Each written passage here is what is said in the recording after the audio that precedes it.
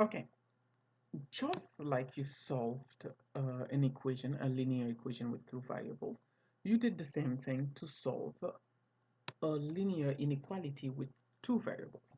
Now, in this particular equation, you came up with a slope of -3. And remember, when we are graphing, we want the slope to be a rational number, which means a fraction. In this case, it is -3 over 1. And recall, by the way, the negative is only used either for the numerator or the denominator, not for both. And our y-intercept, which is our initial value where we're going to start, is 0 comma -5. So let's go to the origin. We know the inequality we have is y is greater than -3x minus 5. So to start, we want to go down to -5 on the y-intercept, on the y-axis, excuse me, which is going to be the y-intercept 0 comma -5. So we go 1, 2, 3, 4, and 5. Ladies and gentlemen, we're going to just plot a point at this time. Now we have this. From this is where we are now, and we're going to apply the slope. Since the slope is -3 over 1, it indicates we move down 3 units and move right 1 unit. So we go 1, 2, 3, and over 1. We find ourselves at 1 comma -8. So we're going to plot our point there. And as of a bad or good habit of mine, I like to have 3 points. So from here, this is where I am now. I'm going to go again down 3 units and over 1, which is 1, 2, 3, and over 1. I end up at 2 comma -11. At this point, I plot my point as well.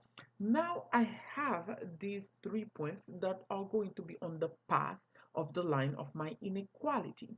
Remember, the only way the inequality differs in two manners, not the only one, there are two ways exactly. Well, we have to decide, is it a solid line or is it a dashed line? Remember, your inequality has a greater than sign. It doesn't have any equal to on the bottom of that quantifier. So because of that, there's no equal to sign that goes with it.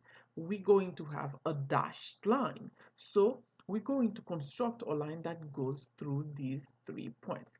And that is the line of the inequality. However, that does not tell us the solution sets. Because it is inequality, there is a solution set that include all its solution, all the possible numbers or integers, any numbers really, real numbers that falls into that category that will make this inequality true, which means once you plug in whichever of these numbers from the set of solution, the inequality will still be true. So here's how I want you to think of it. Since you have y is greater than 3x minus 5, you know what? Go ahead and lose the -3x. So basically, you have an inequality that tells you y is greater than -5. So let's look at the y-axis. If you look at the y-axis, we have our y-intercept is -5. Now, look at all the numbers that are greater because it says y is greater. All the numbers on the y-axis that are bigger than -5. So all the numbers that are bigger than -5 are all up here. See, this is where it separates it, all up here, which means the solutions for this inequality are all the numbers on this side. All this number on this side, okay? Which means we have to color this side. We have to shade this part of the graph, and that shows us our solution. This is how you graph an inequality showing the solution set for that given inequality.